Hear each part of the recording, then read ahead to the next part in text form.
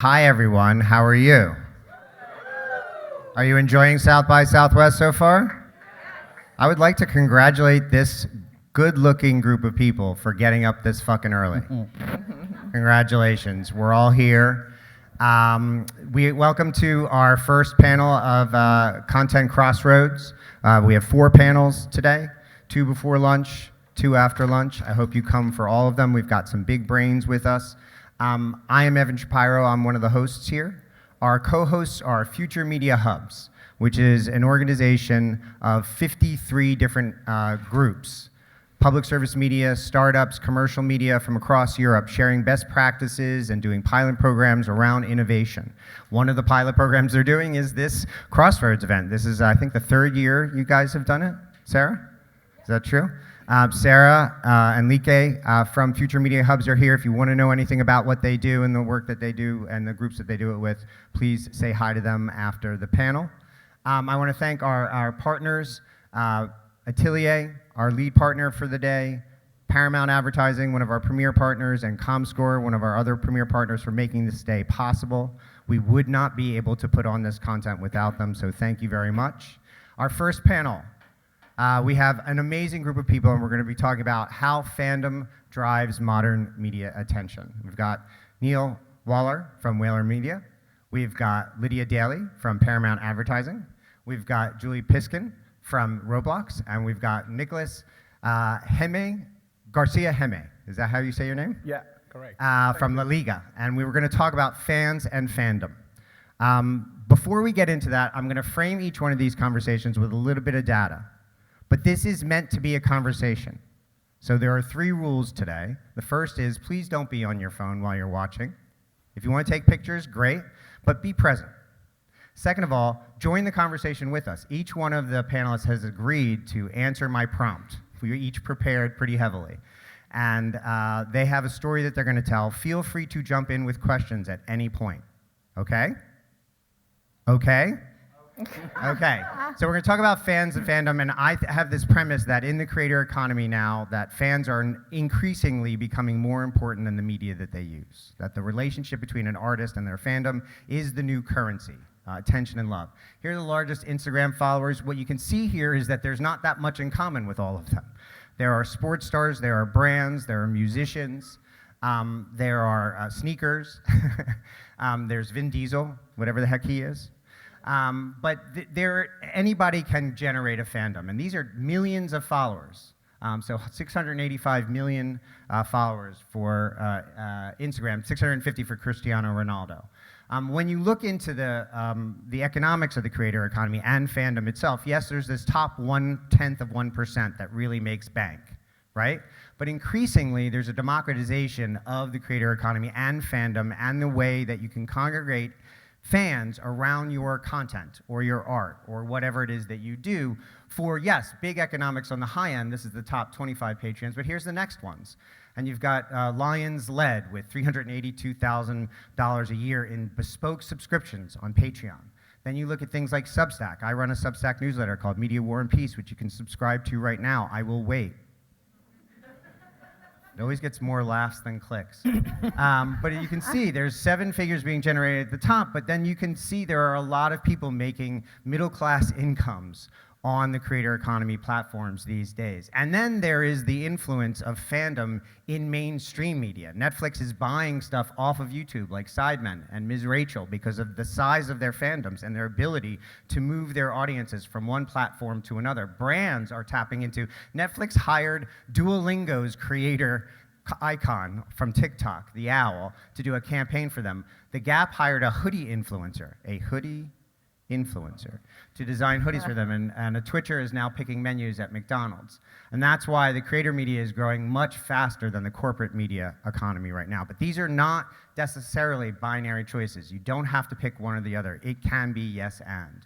So that is the topic today, is how do brands, how do individuals, what are the new rules of this new fandom, of the creator economy, but also corporate media economy in the light of fandom. And we're going to go around with these experts here. Neil, we decided to start with you. Everybody's going to share a story, but we're all invited to ask them questions, clarifying questions at any point along the way, as long as you're not tweeting it out. or Xing it out, I guess you might say. Neil, you had a specific case study that you wanted to focus on. Let us know. Yeah, good morning, everybody. I learned don't be last to a room. If you're last to a room, you go first. That's exactly right. But yeah, I mean, so Whaler Group is a company that we set up really 9.5 years ago to help creators build their businesses. And our journey has been the growth of creators becoming full-time entrepreneurs and business owners. And I think to what Evan just said, I think the fans have always been such a hugely important part, but because media has been democratized, the fans can now really have an audience with each other as well. What's really behind all of these people succeeding isn't just them publishing out to their audience. It's then the community that gets created, and the fact that through online tools, the communities are talking to each other. So the example I was going to share is we have a creator called Ashley Alexander. She's a YouTuber. She has been working on YouTube, I think, for like 8 years now or so. She's got about 1.5 million YouTube subscribers, so by no means a mega big celebrity, but a really powerful audience of fans amongst it. And she set about a year and a half ago on a journey to build a matcha tea brand. She'd always been passionate about matcha. She'd been talking about it in lots of her content. She also had the aspiration to be an entrepreneur. And she thought, why don't I take my audience on a journey with this? And so for a year and a half, she was taking the audience on that journey. She built a group called the Matcha Mob. And she got 48,000 kind of super fans in her audience to join that Matcha Mob. And then she was like giving them behind the scenes content, asking them questions. What do you think about this price point? What do you think about this type of packaging? And all of that meant that when she came to release that brand, she just had this group that had been there supporting her the whole time, felt built into doing it with her. She did a drop online and it sold out in less than 3 minutes. She did a pop-up store in New York in October. 1,500 people came on one day to the pop-up store to experience it. Put the economics around that. So that selling out in that 3 minutes, how much revenue was that? I mean, it was like $500,000 in one swoop, and you consider like matcha is not a high price point item, the volume that you have to have there with that as well. And it was like, you look at, there's a video from her pop-up shop that she did, and you just look at the 1,500 people, and it is a community. You know, they all were there to hang out with each other as well, to support her. She did like a pop-up DJ activation in the basement of the store type of thing. Like, people came for the day and experienced it and learned from each other. And they were all already, like, many of them were like, oh, I've seen you commenting here, or they'd met each other online, or seen each other at other events. It really is that kind of community-driven tool. And so that's why I think these creators are kind of having the success they have. Like, no one has to give them permission to publish. You can have an idea. You don't have to wait to get greenlit. You can have an idea and start building your content and your brand, but then they start building a community in a really good way, and they're community first, which I think really fandom and community as two words together is probably much of the same. It's just a super part of that community. Yeah, I think this new era, so I have a clarifying question first before I say this. What is matcha? I'm kidding. But truly, I've never had it, so I wouldn't, it's a community that I would not be necessarily involved in. It's something that's completely alien to me because I don't drink it. I'm a tea drinker. I know it's some kind of tea. Some kind of tea, right. But I think there is this, I think the movement from audience to community is the major difference between the last era and this era. And I think there are some clarifying points here. So 1.5 million subscribers on YouTube, not 100 million. Not 10 million, 1.5 million. And then a community of about 50,000, 48,000 who activated around this. Not 500,000 people, 50,000 people.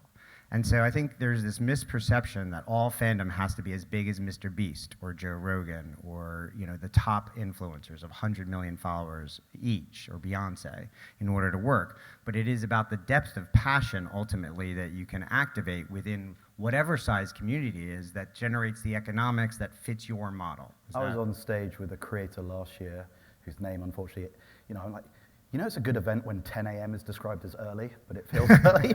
Well, welcome to South by Southwest. I was on stage with a creator last year. She had 150,000 followers on Instagram. She had a $9 million a year business of online learning courses around finance and financial education. So think about that for a second.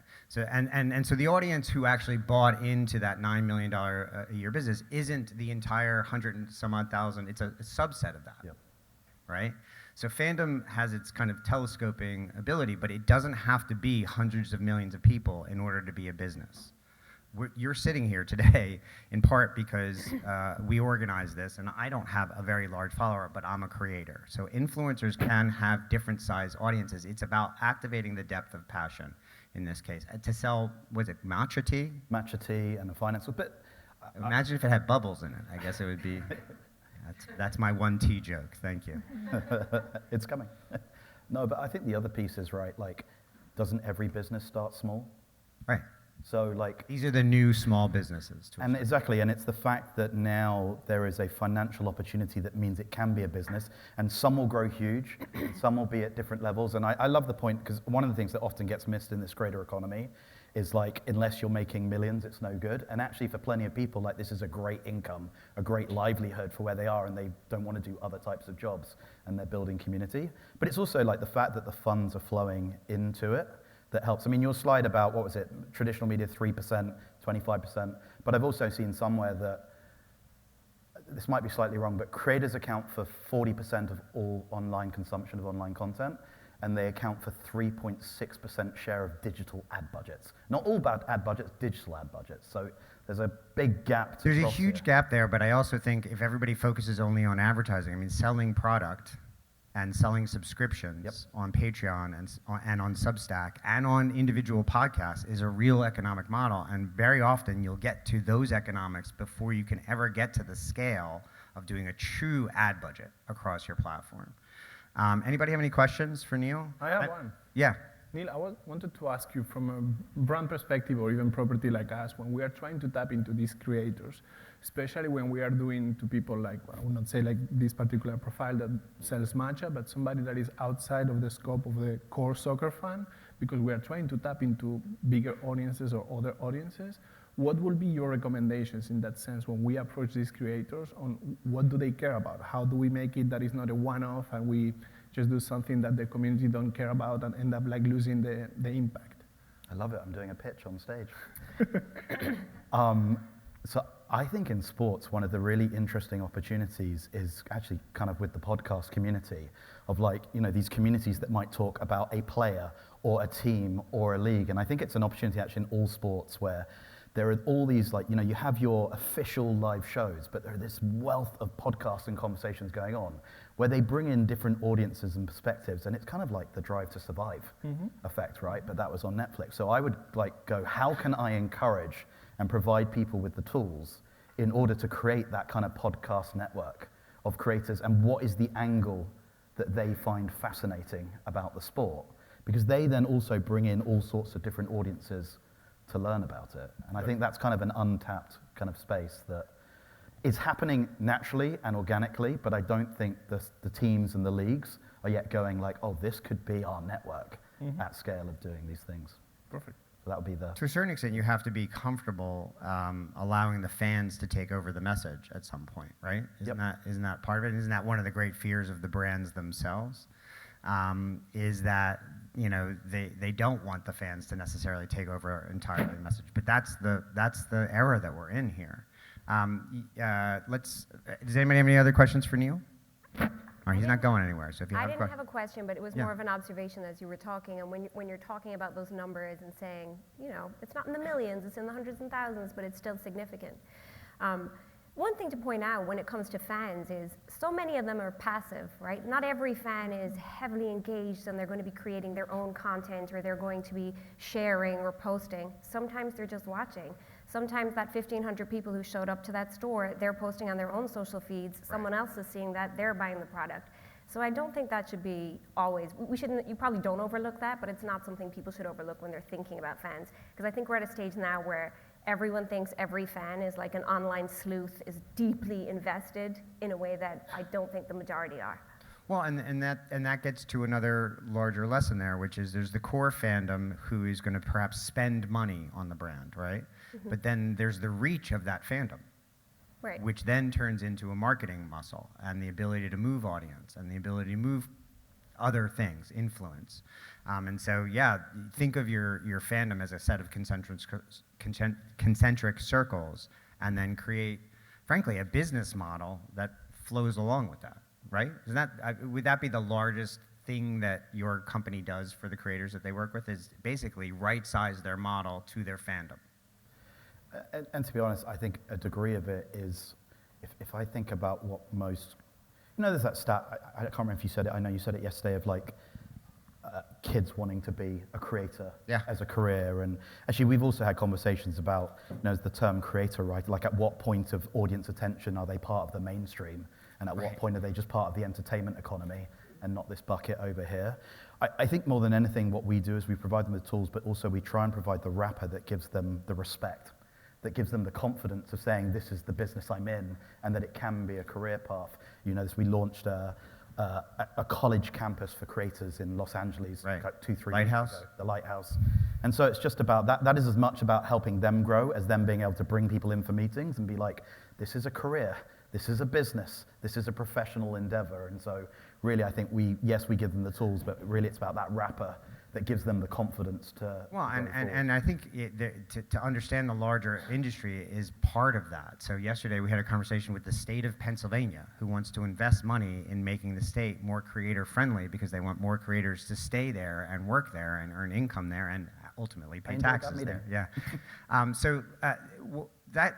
So this is a really interesting shift. If you go from the kind of outbound traditional influencer creator that you think of when you think about the creator economy, I think not many people understand that Roblox pays out $500 million or more to creators every year, that Roblox is a platform for game creators themselves. Yep. And then you have this unbelievable story that I think you want to tell here today, but give us a background of how the platform works for those who don't understand it fully. Absolutely. So, hi everybody, Julie Piskin. So I love to start with like the baseline knowledge of Roblox. The tagline is we're the largest immersive gaming platform out there. And when I talk to people, and it could be in the grocery store, it could be anywhere I'm going, they're like, oh, you work at Roblox. My nephew plays Roblox. And I'm like, well, what game does your nephew play? And they're like, Roblox. And it's kind of that moment when I've realized that, I work there, so I am deeply ingrained in the company culture and what we do. And when I talk about the largest gaming platform, we have 85 million daily active users on platforms spending 2.5 hours every single day. So super engaged. And I think the really interesting thing is we are the platform. So as a platform, we are building the creator tools. We are putting out the policies. We have an entire trust and safety team, right? We are the platform. And then on top of the platform, and here's where it gets really interesting and very much aligned with this conversation, is we have an entire creator community of developers, of creators, whether they're UGC creators, avatar item creators, 200-person studios coming on and building full-blown experiences. It's the millions of creators that are building on the platform, and they are building. There's millions of games that you could come on and play. It's an arcade. Oh my God, it's lovely. Like but creators are generating 6 figures. I mean, young kids are generating 5 figures, 6 figures in income per year making games that people play on this platform. Correct. We have some making 7 figures, and I've had a moment where I've wondered, like, am I doing the right thing with my life? Should I become a creator? And then I step back and I'm like, I'm okay. Like I'm where I need to be. Roblox, people design games there, but there are people designing outfits on Fortnite and making money on that as well. So the game sphere is a creator economy platform for individuals, not just the big brands. Correct. And so I think, I could go in a bunch of different ways, and where I landed when I was thinking about how can I really talk about creation and fandom and how the two play together, I want to use Twice Square. So Twice, for those who don't know, it's a K-pop group, K-pop band, and they came on. They had, their labels. It was Republic Records. It was UMG. It was a host of people that were like, okay, we know that the audience is there. We know your fans are there, and to really level up, we need you to be there. And Twice was like, yeah, let's do this. And it would be amiss if I didn't also mention Carta, our developer, that actually brought it to life. It's not like Roblox is not bringing it to life. They don't come to Roblox and be like, what do we do? They come to the creator community and they say, okay, how do we do this authentically, and how do we engage? So let's Yeah. pause there for a second. How did they know their audience was on Roblox? So this is a K-pop band named Twice. Correct. I just want to make sure I'm following because I'm Yes. super Oh, fucking old. All right. I've all of learned a this is lot over my breezing time by at me Roblox. very quickly. So Twice is a K-pop band. Yes. They understood their record label. They understood that there was a fandom of theirs that congregated on Roblox. And to be clear, their fandom is named once. So, No, totally. Definitely following. So matcha is a tea. Okay, so they have a very big fandom, Yes. and they once Yes. gathers for Twice Yes. on Roblox. all on Roblox. And so, how to... Which shows that Roblox is more than just a gaming arcade. No, It is it's actually a social media platform It's to a certain correct. It is. People are going there to hang with their friends, to communicate, to collaborate, to create. I could get into like co-creation, but even to go back to Twice. So, Carta, the developer, like deeply ingrained in the music business, they understand, and then they also really understand immersed gaming and how users on Roblox show up. And they were like, okay, so we're going to take one of your music videos. It was, oh God, Yes and Yes, or Yes on Yes. And, and so they said, we're going to take the theme of the music, one of your most popular music videos, and we're going to recreate it in an immersed world. And so it's Twice Square. And users come in, there's a host of things they can do, right? They can go and purchase plushies in Twice Square, and they can acquire, okay, now we're going to get deep, emotes. And emotes is animations, emotions. We call them emotes.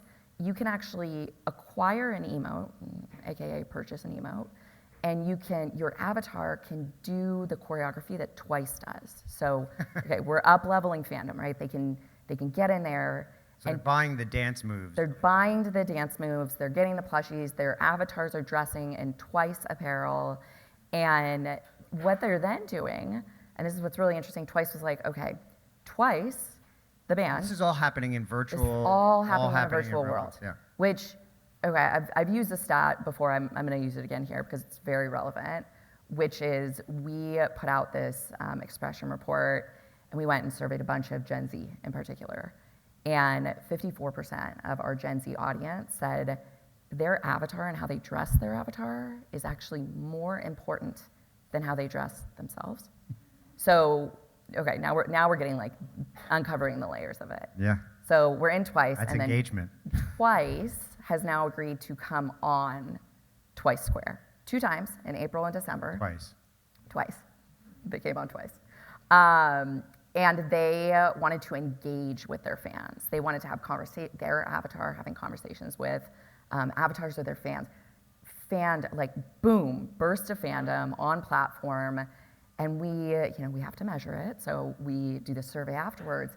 And it was crazy because we had so many people and so many users that were like, oh my God, I met Twice. And I think that was the aha moment that was as good as an actual there IRL is no meeting. disassociation. Like Right. immersed worlds, the way that you are playing in these games, the way that fans are coming on, artists, I'm gonna like over focus on artists, I could get into sports, but like artists have the opportunity in these immersed worlds to be there. It's not a concert where somebody has to buy a ticket. Right. They can engage with global fans in one place, and the fans feel the same connection to the artist. Well, and not only that, though, it does, again, to talk about moving audience from one place to the next, it has a lift on fandom for them off-platform. So by engaging in a very native environment with a very specific, this is in the Venn diagram, Roblox users and once members. Right. So that's a very specific group of people, but it turned into activation off-platform. There were indications that this had a bigger splash than only on Roblox, correct? Yeah. So on the second time that Twice came on and engaged with their fans, immediately following, I mean, within the day, we saw a 6% lift in audio streaming off-platform. So not within Roblox. Like On we're Spotify, talking on Spotify, Apple. YouTube.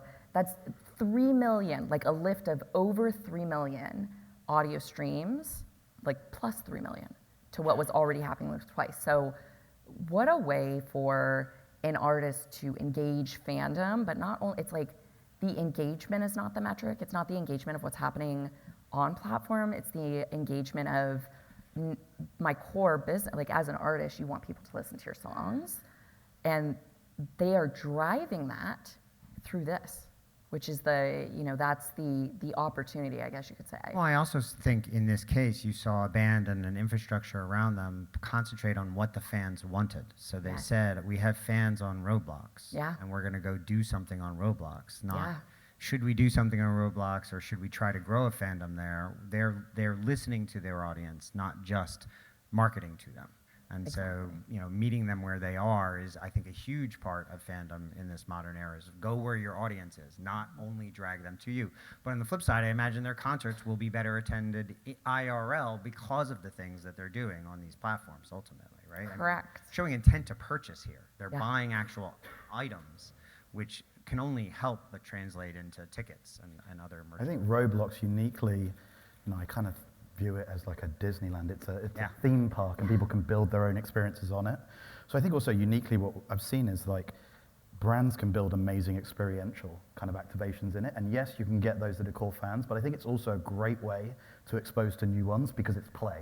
Yes. And it's experiential, and that's kind of unique. It's kind of leads into that. And kind of, how many either K-pop bands or brands would love the idea of being able to pop up an experiential activation at Disney World, but that costs an absolute fuck ton of money, and isn't necessarily possible. Something like Roblox, it's there and accessible to be done. Like, it's an amazing kind of opportunity. Well, and Disney invested $1.5 billion in Epic, so that I imagine there will be a world inside Fortnite at some point in the near future. But I think the other lesson here is, if you have a piece of intellectual property that has value, that has fandom, that has that level of love and community and engagement, understand what all the spokes are off of your hub. Roblox, what's your Roblox strategy? If you're a brand that large, and let's be honest, I've never heard of Twice before this. 6 times I heard about Twice and Once and all the trying to do math humor. But here they are large enough to congregate a movable audience on another platform. And I think gaming in general as a gateway for us has been an incredible success. Like there's studies that prove that I think kids that play, in this case, FC25 or any other game related to soccer in platforms like Roblox are 2 to 3 times more likely to be active players and practice the sport than not stay at home and just game, which is contrary to what we think, that gamers are at home and they don't practice any. Correct. So FIFA players are also playing. We are seeing that. And that's kind of like interesting for us because it goes against what you think and also helps you convert these interactive fans into either passive, like Lydia was saying, watching the game later, or practicing the sport actually. So, which is a very good way to get them to kind of like then. Right, you're meeting them again where they are. Yeah. What else do my fans do when they're not doing my shit? Correct. And meet them there. I actually want to touch on that because just the sport fandom angle, and it's something really interesting when, we have a lot of sports, a lot of leagues that have come on Roblox, Immerse Games, they're building experience, NHL Blast, like all of the different ones. Every sport has come on in some way, shape, or form. And we have actually found that not the majority, it's 40%-ish, it's players that are coming off season. And I think that's what's really interesting is like the majority of engagement with a lot of our sports on Roblox is not it's not like I'm watching this game, I'm playing on Roblox. It's like I like have a brand affinity to a league, to a sport, to whatever it be, and that's year round for me, regardless of seasonality of maybe the game. And I think that's the opportunity too. Well, and building out the universe. So I think even when you talk about someone like Ashley, she has a universe, right? She has her multiverse, where she has a matcha tea, she has a YouTube channel, she has other social media. Roblox is a universe for a lot of brands and a lot of individual talent around fandom. The Yellowstone universe. I mean, this is a hard pivot. No, it's not. I think. Just want to get you guys ready. I think if you look at the Yellowstone Taylor Sheridan universe, honestly, it's a multiverse. You have 1923 up on a billboard here. Yeah. You've got I'm going to say 1873 is another show, but the fandom that circulates inside that universe is as passionate as any other fandom out there. Yeah, and not accidental, right? That it's a very expansive ecosystem for us. Right. That is the other coincidence. Roblox costs a shit ton of money to run, so does Yellowstone. There are a lot of horses there. So does Yellowstone, lots of horses. So I want to tell you the story of Yellowstone and the fandom around it, but can I take a check in the room? How many people have seen Yellowstone? Raise your hands. Yeah. Any or all? Okay. How many of you have played Roblox? More people have seen Yellowstone, just for the record, than have played Roblox. So you should feel good about your case study. How many of you have heard of Twice?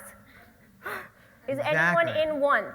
Yes. All right, we've lost. There's one person that's back. Well, they just joined during this conversation, let's be honest. I'm gonna find you after. I want to hear all about it. I'm just gonna keep asking questions like this. Okay, I'll tell you about Yellowstone. Okay, so So you have fans in the room here. we do have. Well, I asked them had they watched it. I don't know if they're fans, Okay, but I'm a everyone fan. I'm an active Okay, good. fan. I'm sure many of you are. So I'm going to tell you the story of Yellowstone in 5 facts or data points because Evan, I know you like. I do love that. You like a stat, don't you? I do. So the first one is not a stat, it's actually a newspaper article. So the Wall Street Journal in 2017 published an article and it was titled, "Why Old-Timey Jobs Are Hot Again." And it was the time around 2017, cast your minds back, it was Me Too movement time, there was political unrest, we thought times were tough, how innocent were we?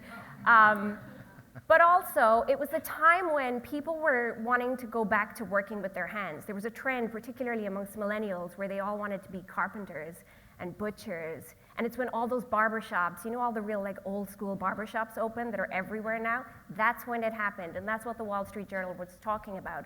And the reason I bring it up is that Yellowstone came about at that time, right? Yellowstone is a show, if you have not seen it, which is set in Montana. It's about a family called the Dutton family. And they own the largest fictional ranch in Montana, and they will do anything to keep it that way. It's almost a mafia story set in kind of a neo-Western scene. There's a lot of drama, there's a lot of cowboys, there's a lot of big, beautiful blue skies. There's never winter, it never snows in Montana in Yellowstone, but very dramatic.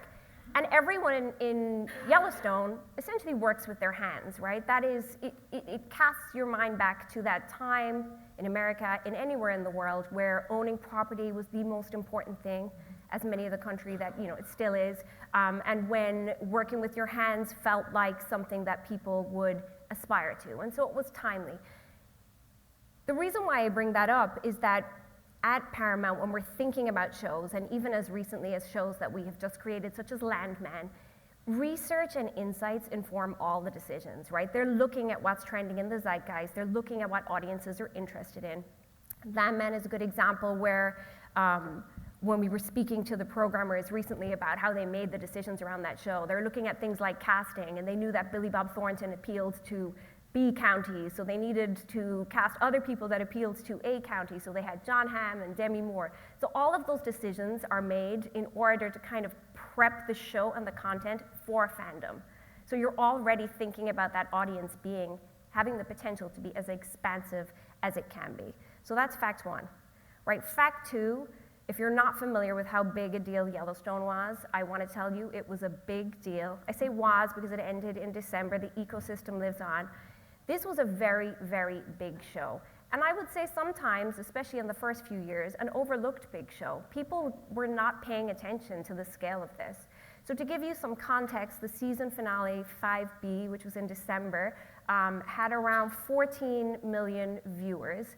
And for context and comparison, I can tell you that Succession, which started around the same time as Yellowstone, the finale of season 3 of Succession had 4 million viewers. So just give you a sense of the scale, and the scale in comparison to a show that you're probably hearing a lot about, right? Like Succession talked about a lot in the press, everyone's speaking about it. And Evan, I know we spoke about this last night, but I describe it as the East and the West Coast. It is more complicated than that. That's the easiest way to explain what it is I am speaking about. So the scale was big. And it's not only the scale in terms of viewers, right? We don't just look at viewers. We look at the ecosystem.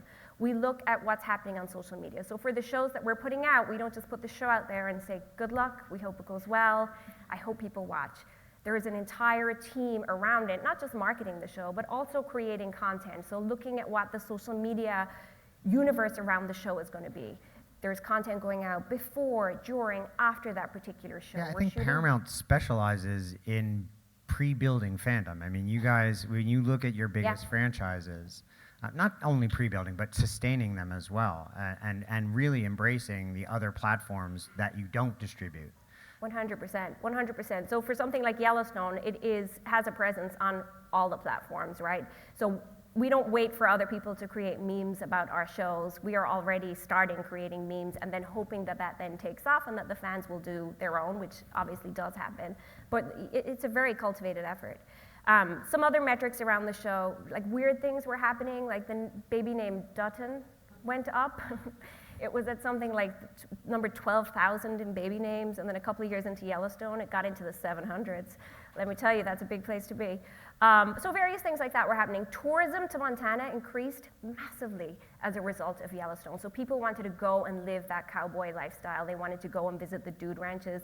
It is estimated, the University of Montana said that Yellowstone, the show, generates around $830 million of revenue for the state every year based on the additional tourism that it generates. Which is so good and ironic for a show about a family trying to keep people out of Montana. Out of It couldn't be better.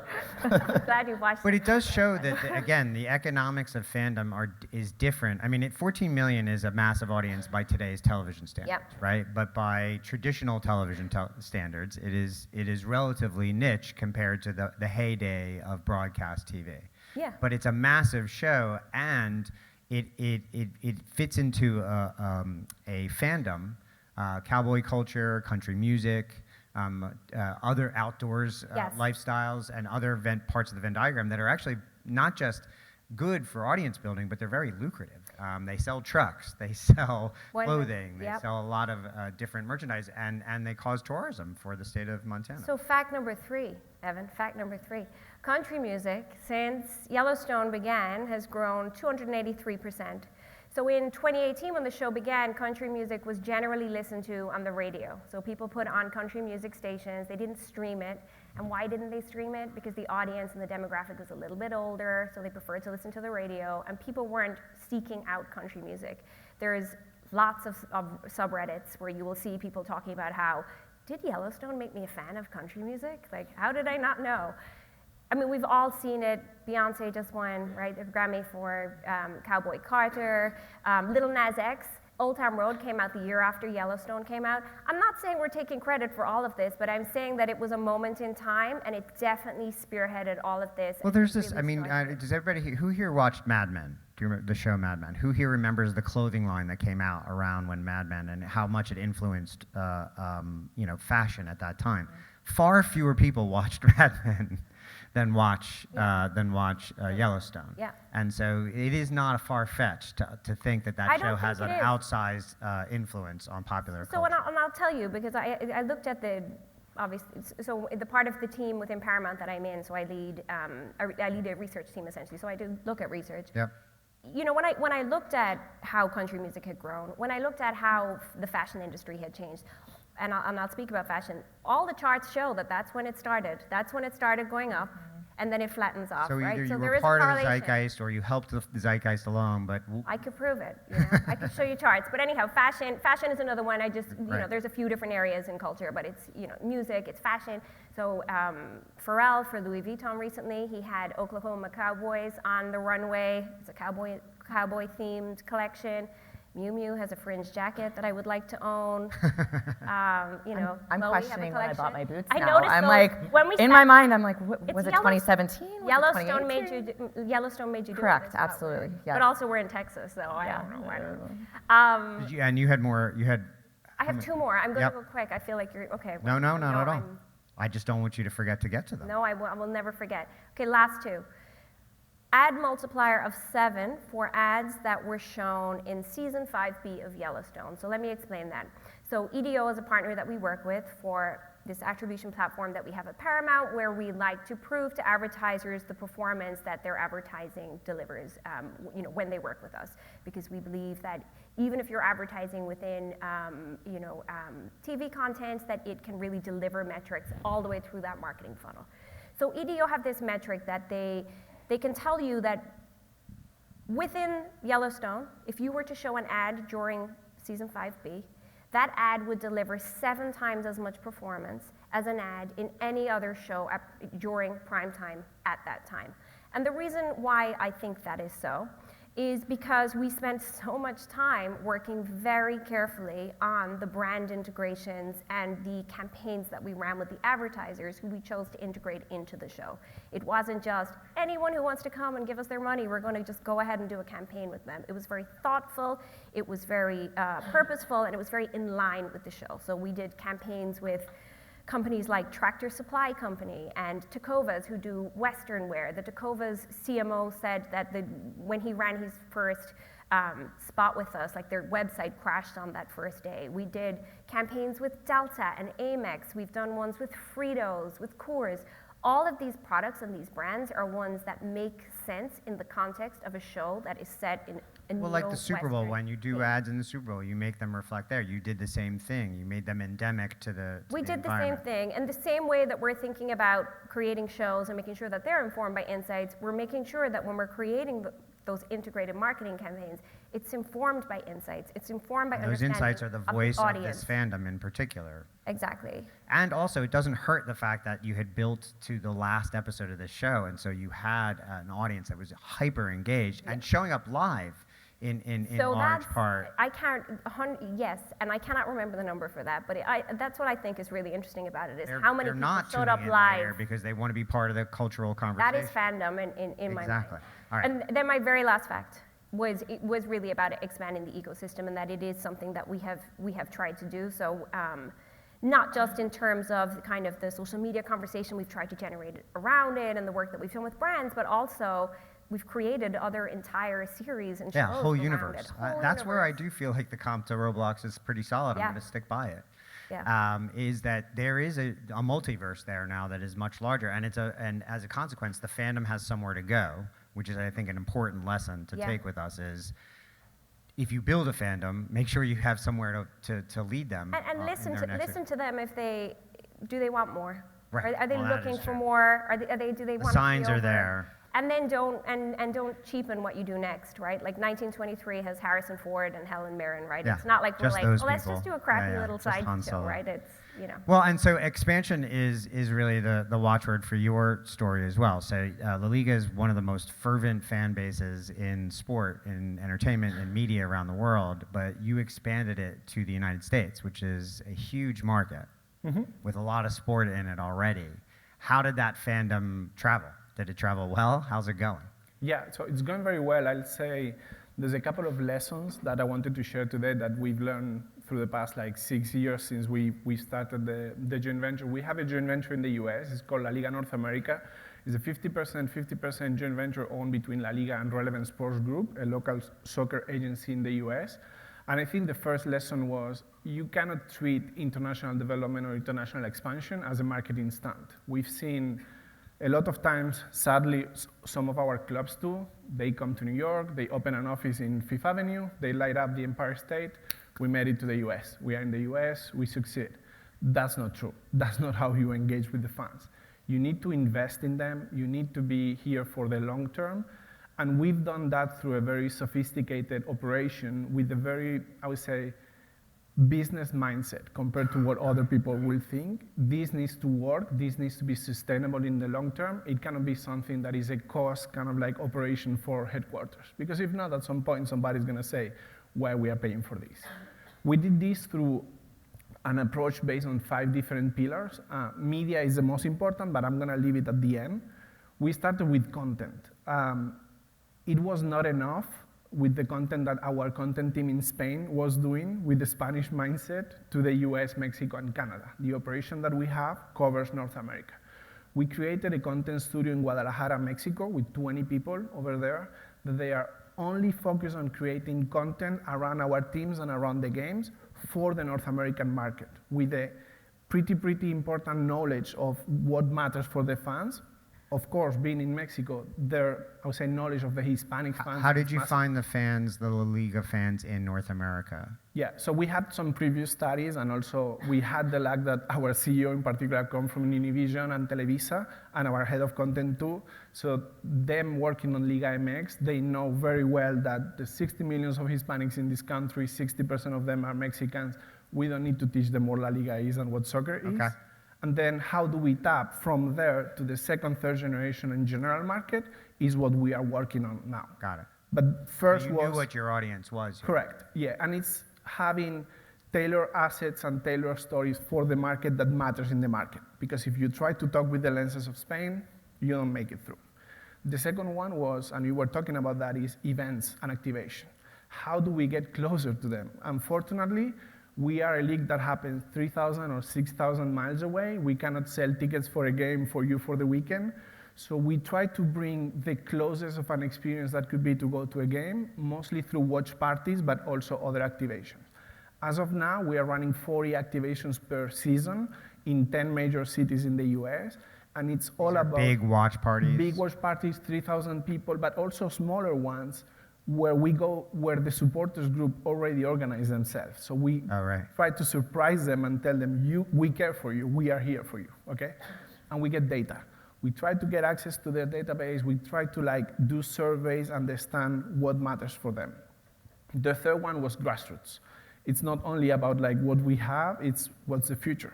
So we try to grow the sport through coaching education, camps, talent identification. We try to offer kids the opportunity to live an international experience in Spain, not trying to teach soccer, but more share the way we understand soccer and make an impact on the US in the long run. And then the fourth one is commercial. This needs to be sustainable. If not, all the investment that we are doing doesn't make sense. What's the product that you're offering in the US? Is it a paid product? Is it a free product? So we basically run partnerships programs. It depends on the brand. We work with some blue chip companies like Verizon or McDonald's.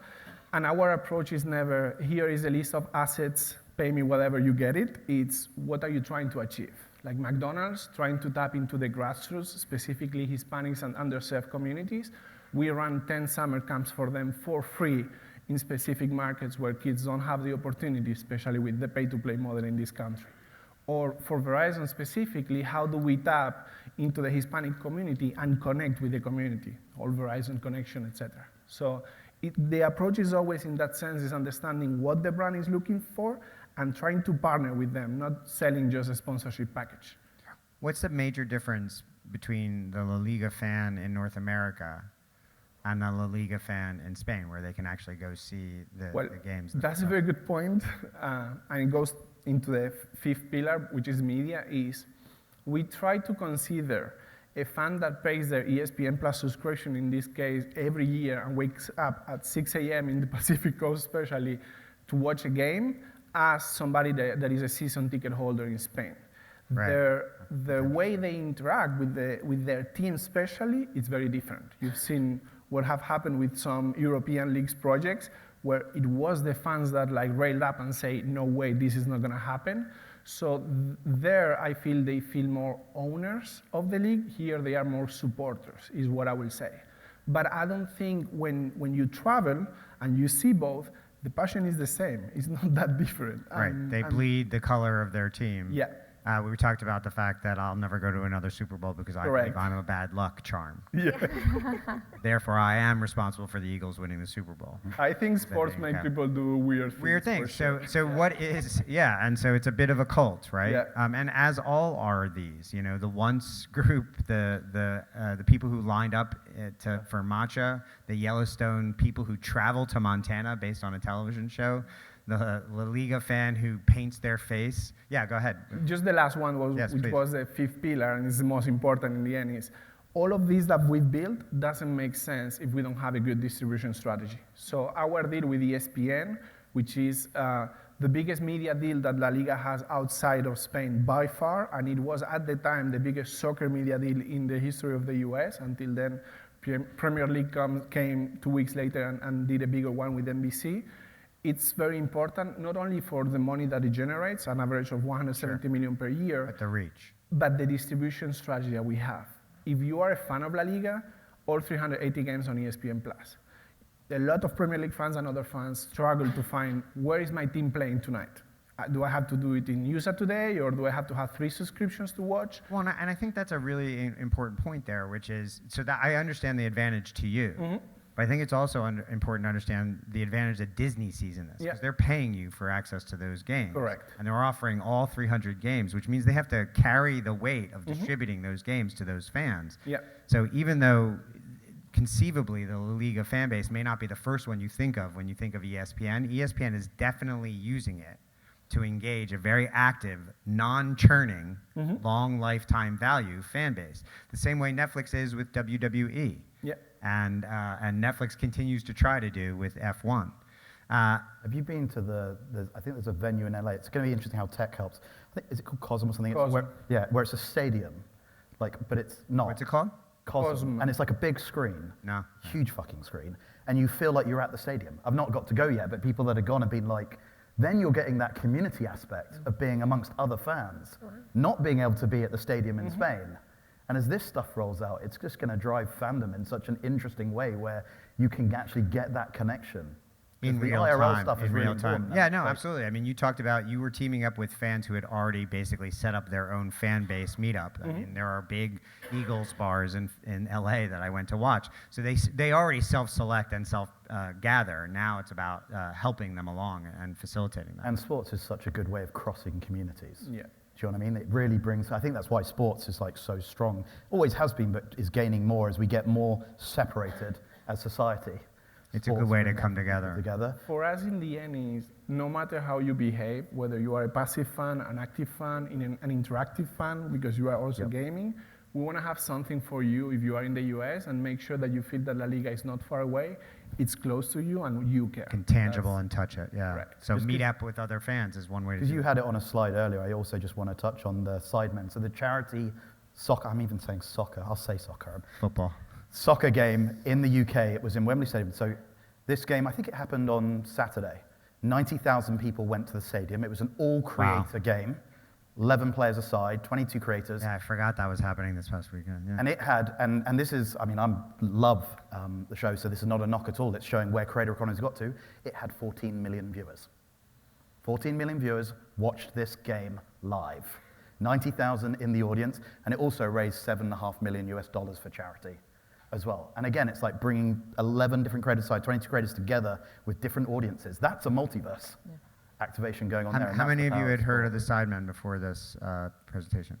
So, you know, they are massive. Yeah. And that shows just those numbers, to be able to pull 90,000 people and then 14 million people But it was watching. crossover because Mr. Beast played in it. Right. I Show Speed played in it. Like they brought, it was a real. That's international- another, I think, key player is this cross-pollination that you talked about earlier, the cross-pollination between Twice and Roblox.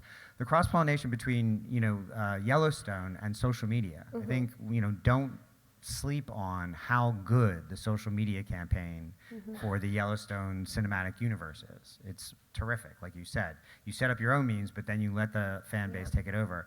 And then, you know, you're tapping into a really what seems like an untapped audience here until you came along for a very specific piece of content. Totally. Anybody have any questions for these guys before we go? Yeah, sir.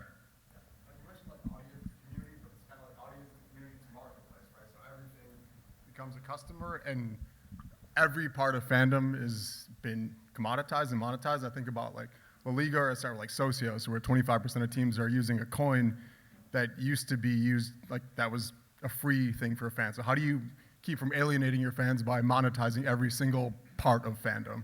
I'll say in our case, and maybe in the future that may change, but we are not directly monetizing the fans. We do that through sponsorships or media right deals.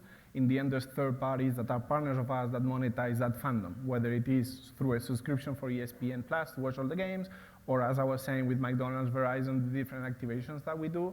I think for us is more, how do we bring more partners together to be able to deliver more to our fans? Because if we have to do it ourselves, this is very expensive and it will not be sustainable. So that's when bringing all these extra dollars from third parties and being the platform or the go-to solution when you are trying to tap into soccer beyond 2026, because everybody is hyped with World Cup, which is amazing, but what happens after? We are already here with a 15-year joint venture because we are thinking about after the World Cup tour. I kind of want to add to that too, because I think the word that stuck out when you're asking that question is like alienating fans. And I think, yes, you could if you do it improperly, which is coming at the fans and like really attacking them from more of a marketing perspective. And you know, I'm gonna shift a little bit when we think about immersed worlds and we think about ways that people are engaging fandom on Roblox.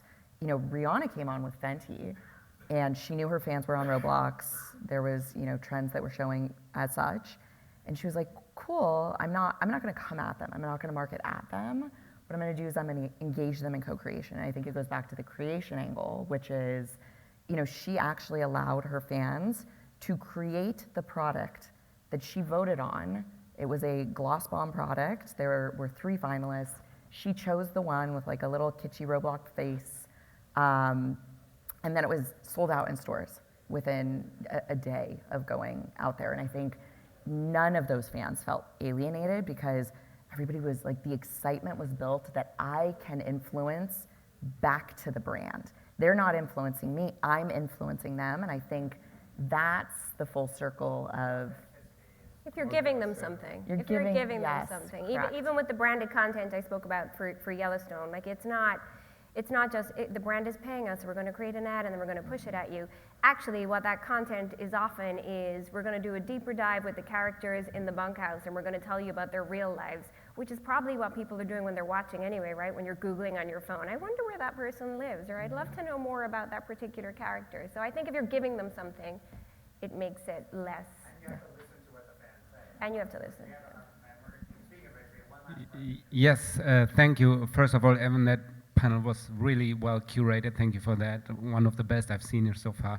I have a question for Nicolas, adding to what Neil said. In Germany, we have now 3 creator-driven football leagues emerging. One is with Toni Kroos as head of the league, and they are bringing in creators. Creators are playing on the field. They are owning the teams. It's not on the big field. It's like on small field football. And how do you think of that? And how do you involve creators? And are you thinking about involving them more in the actual game? Like, for instance, making them part of teams and the whole football experience. I'm saying football, not soccer. Yeah, football with a new and an O. That's how we say it, football. I'm gonna try not to be too long in my answer, but in my response. But first, on the Creators League, etc., like the Kings League in Spain, we have it and it's all over the place now. It's very interesting. Like, we need to look at these things. We cannot just think it's not gonna succeed, whatever. Let's see where they go. I feel there's a different approach and there's an appetite for these kind of things.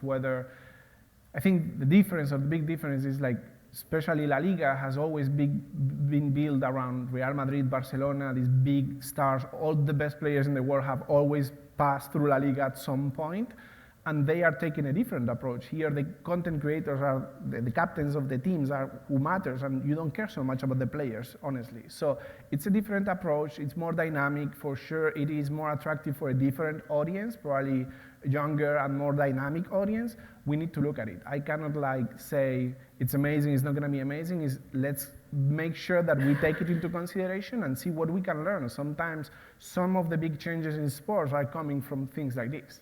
That's one. I don't know if you wanna, yeah.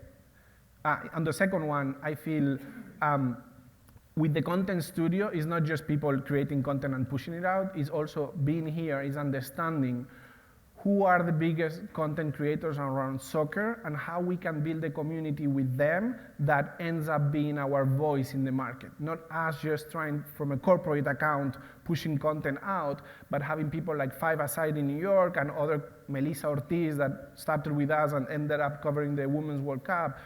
How can we partner with them and work with them using their true fandom of La Liga clubs or La Liga teams to kind of like be our voice in the market? And I think that is super important, because if you are trying by yourself, it's very hard to arrive far. Having these people being part of your community, I think, is a much better way to succeed, for sure. Can I add 30 seconds to that, Evan? Yeah, go for it, real quick. I also think it goes both ways. So in the US, for example, there's a creator, Noah Beck. Like, he's a big lifestyle creator, but he was training to be a professional soccer player. Like, and he is at that level. Equally, though, we have a 16th Sports, which is a sports agency, players are becoming creators. They're building community as well. And that's a huge part of it, and that's a huge opportunity for leagues and teams. And it can't distract, obviously, from being a player.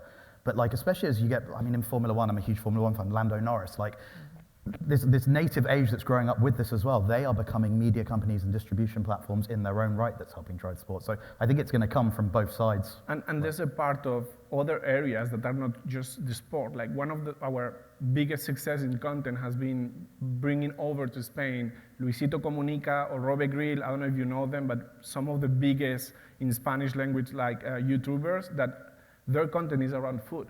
Has nothing to do with soccer. But you bring them to Bilbao and you show with them the city and all the activations around, and it's kind of like Montana and Yellowstone. It's like there's much more than just the 90 minutes of the game. There's a whole cultural effect around our games and our culture that could be interesting for us. The depth to fandom is much more cultural Correct. than it is about a piece of intellectual property, and it is about building community. Exactly. I think the unifying factor here is authenticity, a real relationship between the artist or the publisher or whoever the originator is and the fans themselves. One thing I love more than the word authenticity, because it can get lost, is respect. Yeah. Because authenticity doesn't necessarily drive respect and it can get lost, but respect typically drives authenticity. And I think where, to the monetization question earlier, where that goes too far is where respect gets lost. Yeah. For the Well, audience and or the other and way. ultimately value or not. the disconnection from the audience itself. Thank you all for sticking around for we ran over. Thank you all for coming.